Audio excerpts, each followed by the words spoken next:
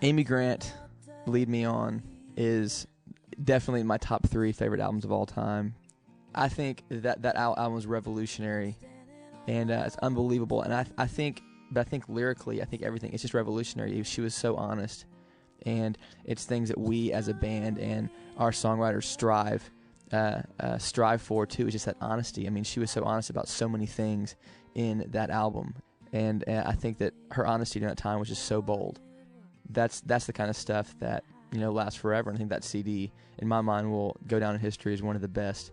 It was unbelievable, and I think revolutionary albums are the ones that last a long time. So, thanks, Amy. The up-and-coming young band, Caedmon Skull, acknowledging the impact that Amy Grant has had on their music. This is Soul to Soul, and I'm your host, Johnny Hale. Many times it helps us as listeners to understand the idea or concept behind a particular song. In the case of the Amy Grant song, Turn This World Around, that concept had a face.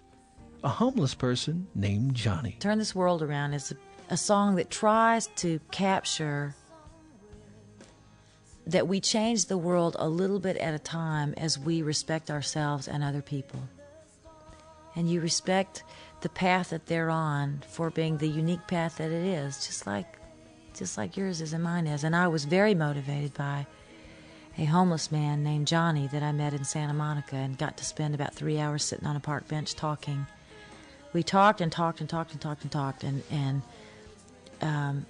and talking to him on one hand scared me to death, and at the same time dispelled a lot of unspoken fears that I'd had about somebody in his position or with his lifestyle.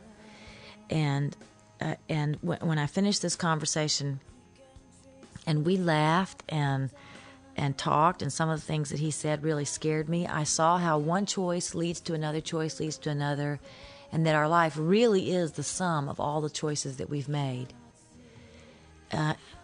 In light of God's love and mercy, you know, you can only walk so far down a path, and unless you have a real change like the Gadarene demoniac, God meets you where you are and you proceed from there. You know, it's just one step leads to the next step. And the steps that Johnny had made and the steps that I had made were really different. What we were born into was really different. But I felt such I just felt such great companionship with him that afternoon. And I went back up to my hotel room and I called my sister Carol and I said, gosh, I didn't even realize how lonely I was for something really real conversation. Not somebody that's positioning it in a way in case I repeated the conversation. Johnny could care less what I thought about his life. And in turn, I could care less what he thought about mine. And when he asked me an honest question, I knew he didn't know me. I gave him an honest answer. Probably the most real conversation I'd had in a long time. And she used the phrase, the shelter of each other, and how you never know where you're going to find that. Of course, I immediately thought Carol should have been the writer in the family, but I wrote down that phrase, and it's in that song. And it starts off, you know, we're all the same, it seems, behind the eyes. Broken promises and dreams in good disguise.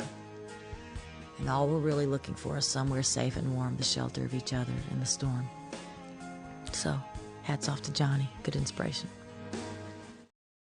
Amy Grant and the story song, Turn This World Around.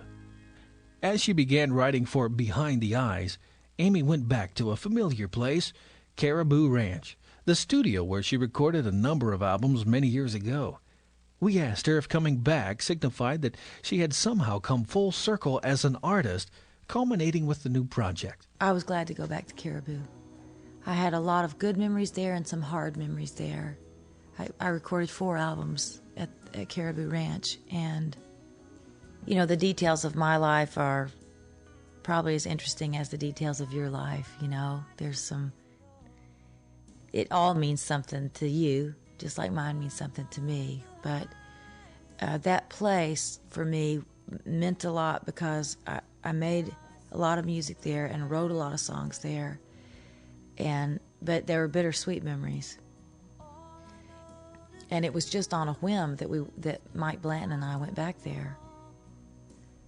And we stood out under a near full moon, and there was just a light dusting of snow on the ground, and I breathed that mountain air, and I felt like a much stronger woman going back to a place where I had first kind of spread my wings a little bit. I didn't feel like the same girl that showed up there back in 1981. I didn't want to be. But I needed to be confronted by some things that kid understood that I had kind of lost along the way. So is that full circle? No, not really. I don't know what it is. It's something. It's something. Somewhere down the road, a song of honest emotion and hope from Amy Grant. Stay with us. Amy will be right back with more in just a moment on Soul to Soul. Hi, this is Amy Grant, and you're listening to Soul.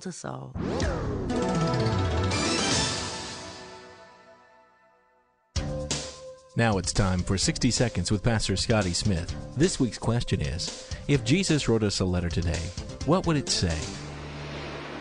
Jesus has written us some letters. In fact, he would have us be about more than anything, knowing him and loving him. We can even think in Ephesians 2, actually Revelation 2, referring to the church of Ephesus, that Jesus had a concern they left their first love. But that love is not just in terms of love for him. It's love for each other. I think Jesus would write the church today, and he would remind us of the words spoken through the Apostle Paul in Galatians 5:6 when it said that the only thing that counts is faith expressing itself through love.